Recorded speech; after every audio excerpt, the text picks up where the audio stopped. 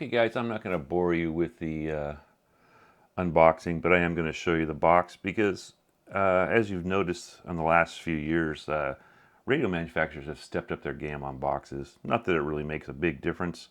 This is the ASU FTM 500, 144, 430, C4FM digital FM transceiver. It says C4FM and Bluetooth here, and there's the screen. Okay, so on the side here it shows you the dual receive display, the single receive with scope, and the PMG display. That's the different ones you can pick. Other than that, not a whole lot. Now here it does show you how to repackage the radio if you want to. A lot of people like to keep the boxes for resale. I probably will keep the box, but I probably won't resell. Ask my wife. In the box you did get, I am kind of unboxing it, but I'm not making you walk through. You get this quick guide, quick start guide. You get the manual. Looks like it's very well written. I've gone through a little bit of it, not all of it. You do get some screws and bolts. See if I can get those a little closer for you guys.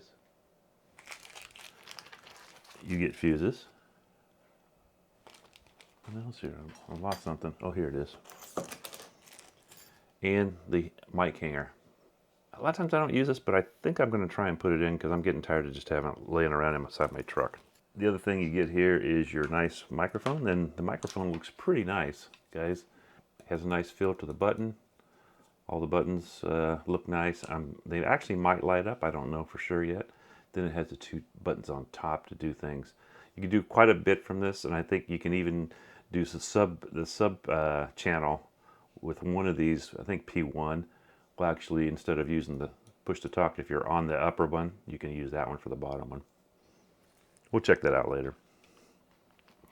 Now, one pet peeve of mine is the wires. Why don't they do zip line? Instead, I went through and put all these little zip ties on it to kind of keep it together. Because if you're going to run this thing in your car, you don't want the wires being separate and everything. I may take it later and actually use some heat shrink. These are really tiny, but they still kind of stick out and might catch on things. Now, as you'll notice, I did not put power poles on mine, guys.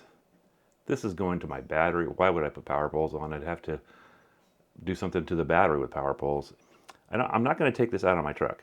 Actually, to tell you the truth, I'm not even going to use this in my truck. This is probably going to go in my motorhome because later I'm going to buy the optional mount, and we'll see the mount later, and mount so I can move this from my truck to my motorhome. And I have a third wire like this anyhow, and I am not going to cut this off. This thing is going to go into a environment where it's going to be bouncing around off-road, on-road, whatever, and it has a little lock. Power poles don't do that. They do lock, but they don't lock great.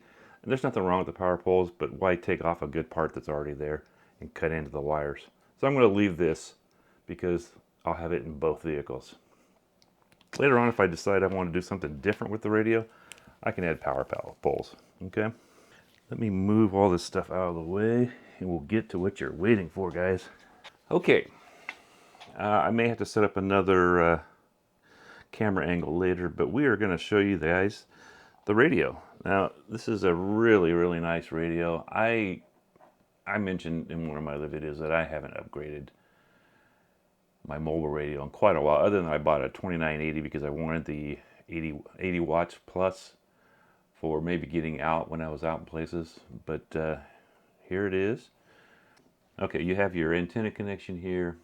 You got your fan, like I showed you. This is your power connector. You have a data port here. You have your this is your B speaker and A external speakers. Those are for the AESS, and that stands for Acoustic Enhanced Speaker System. So I guess if you're separating the head, that might be the reason you'd use those. I haven't read up on that stuff yet, so we'll check that out later. It does have the speaker on top here. Now, this is one of the cool options or features of this radio, this mounting bracket. And I am not going to separate the head on mine, I don't think, at least not to start with on my truck. I never did it on my 8800. I've got it in a pretty nice little mounting place. You guys will see that in a future video. But you just take this, let's see, where's it go? You push it like that, and this whole thing just slides out. And then, so that way I can move it between vehicles. it's kind of cool that they do that. All right. Over on this side, you have your mic. The microphone can hook to the head on this radio. And if you see these screws right here, and we'll look at this a little bit later, people have shown this in a couple of videos or mentioned it, but they really haven't shown. I've only seen one guy that actually shows how it works, but you actually remove this screw or almost remove it, and this head can go up and down. It can tilt like this. We'll show that to you a little bit later. All right, now let's go to the front of the radio here. We'll do the very front. I'm kind of get it to where it doesn't glare on you guys. So you have your main volume. Here, let me actually move this a little bit to there. So you have your main volume and squelch up here, and your sub volume and squelch. So when you have the dual band, this one will do the upper one, and this one will do the lower frequency. Okay, then now you have your full color screen, and let's just get this over with now. Let's pull this off. I don't like it on there. I never leave mine on. I know a lot of guys leave it on until they sell it, and not me. I want to see that screen. I think it's a 2 1/4 inch screen. That's would have been one of the biggest complaints I've seen over the 400. The 400 was much bigger, but to me, I like a compact radio. I'm not worried about the screen. Like, my eyes are still good. Now, down here in this lower section here, this is the front firing speaker. I showed you the back speaker back here. They work in unison to give you that enhanced sound. So you have the band MV, the back button, the function button, and the sub dial again. And we'll get into all the functions of all those later. Now on the top up here, it's got the nice orange Yaesu. It says digital analog transceiver FTM 500D. And the D is denotes the US model, I'm pretty sure. Okay, so you have the GM, that's the memory group. You have the DX button here, the SDX button here. This one changes the screens, or the top to bottoms, so it changes your frequencies from the top to the bottom. And then you have the display button here. And then this is the on switch. And I think that has a couple functions also. Some of these have multiple functions, guys. We'll dive into that much later here. And let's just look at the bottom. I showed you the speaker here, the speaker here. This thing's built pretty good. Feels like it has a little bit of maybe a little heat sink built into it, along with this nice fan. And in the past, the air was made to go through these radios. I don't know if that's still the case on this one or not. All right, guys, I told you that you can move this, the head of the radio up and down. It doesn't move side to side. For some reason, I had in my head that it moves side to side, but you can do that with another optional bracket, which that part I might do to this. But if you loosen these screws almost all the way, you don't have to take them all the way out. You can take this head and rotate it up to there, and then you tighten the screws back down. So that does give you a little bit of a nice way of, maybe if your radio is not the right angle, you can get it at the right angle for you, okay? So, and then to put it back, you just come down. So right here, I think I showed this to you guys earlier, this is the microphone jack, but right here is an external GPS. You can hook an external GPS to this radio also. Sometimes it might be, buried in your truck or car, whatever, your motorhome, whatever you have it in. You might want to put an external GPS to get a little better signal on that. It has GPS built into it too, but sometimes they have a hard time getting out, okay? Now on this side, the opposite side, this is just the opposite side here. This is your SD card, and that has a lot of functions. I haven't read about everything about what it does, but I think you can actually record and stuff on it also. Now to release the front of the head, I think you pull this button here, it looks like. Let's see, what do we do here? You push it in, okay, and then it comes loose. Let me set this down so it doesn't fall. As you can see, the radio is fairly small. There's the size of my hand. So it's not a huge radio, guys. This is the body of the radio. Here's the head. Now on the head, I would assume this is a 1/4-20. All right, guys, I'm a little disappointed in Yaesu on this one. This is not a 1/4 by 20. I'm assuming it's metric.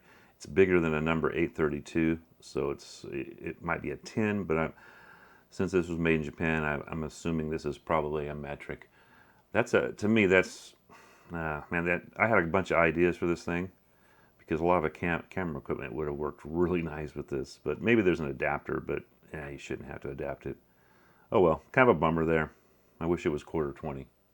Now inside, now if you want to, this is the mic, or this is the head hookup over here. It actually says it on there, and this one's the second mic hookup. So you don't want to hook it to the head. You can hook it here, and let me just see something here. My pet peeve on my, and this is going to be the same way. Not a big deal, but when this is hooked up in my truck like this, the mic is on this side. My radio's to the right of me. I would rather have had it out this side, but it doesn't really matter. They're usually long enough. I mean, if you want to get nitpicky, I'm sure. Now it says data in here, and then it says normal and update down here. I don't know if you probably can't read that. Maybe you can. Looks like it's pretty clear there. All right. I don't know. That might be for something else. I don't know why that's there. There's no hole or anything for it. There's nothing to switch. So, but overall, it looks like a pretty good build. Pretty solid. This is fairly light. All this is plastic, and that keeps it pretty light. Still not super light, but depending on what kind of a bracket you might want to put this on if you're separating the head. I just decided I wanted to show you guys something else here. Now I've got this back on here. Let me see if I can hold it with two hands. If you look right there, there's two little nubs. That's the side that goes in first, and it's really easy to put in. You just take this in. Now I've got everything kind of bent. Let me get it back in the screen there for you. You just take this and push it in there, and then just press it down, and it's attached. Pretty easy. Let me see if I can set this thing up a little bit better for you guys, and we're going to turn this on and see what it looks like. Okay, guys. So this will be the first time turning this on for real. And supposedly my call sign, it will ask me to put my call sign in, so let's just turn it on. Now it is hooked into a dummy load into the power meter. Nothing else right now, so we won't be getting any people talking or anything on it. So let me push the button. Oh, there it is. It says, please enter your call sign, a max of 10 letters. Press the function knob. Oh, it did it by itself. Okay, I noticed in my video that after I turned the screen brightness down, that it was a lot easier to see. So what I want to do is go back into the menu. Remember, the menu is a long press there, and we have the call sign. So I took my call sign out. Oh well, that's weird. I had taken it out, but we're going to take it out. I'm going to show you guys how to do that.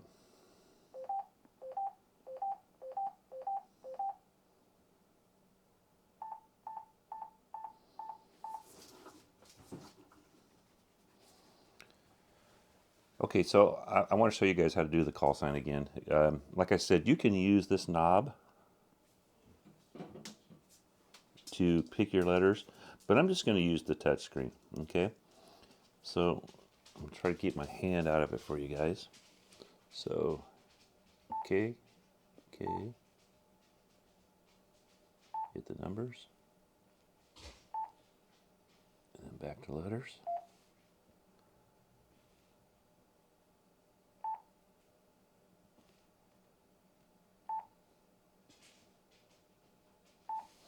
Okay, and you're going to want, there's only 4 more spots.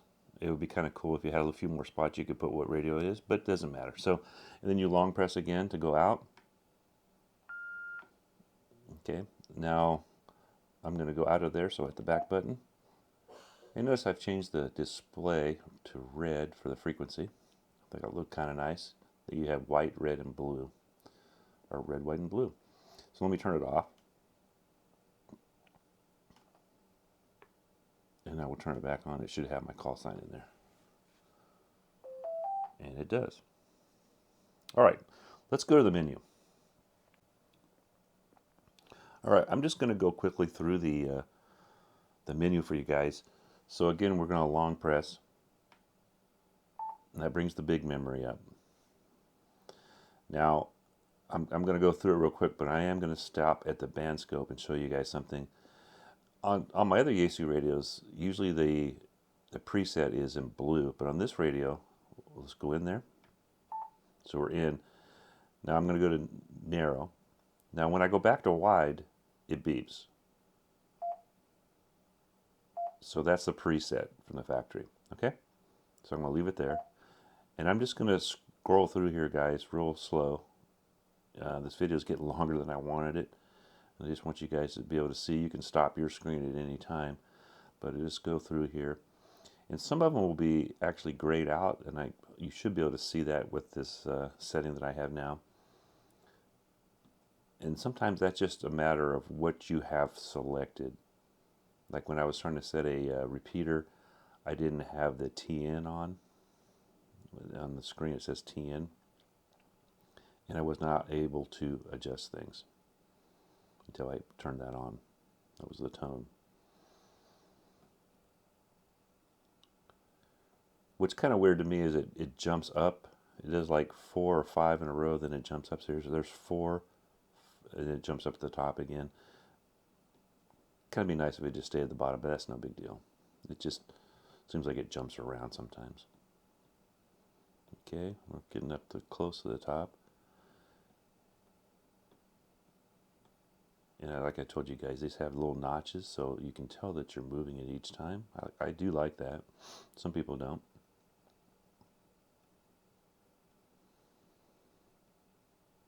So like that one's, it says, God, I can't even read it.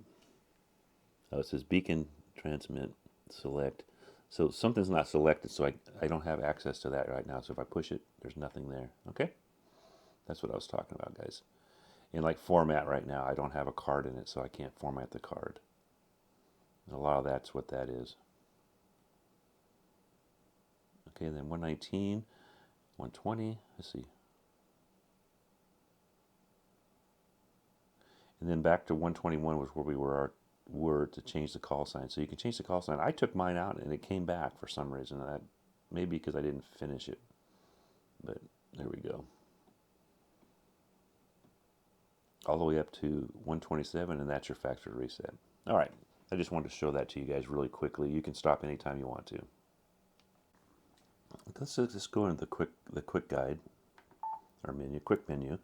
This is the one that you have 8 things that you can set, and you can set these up, from what I understand, any way you want to.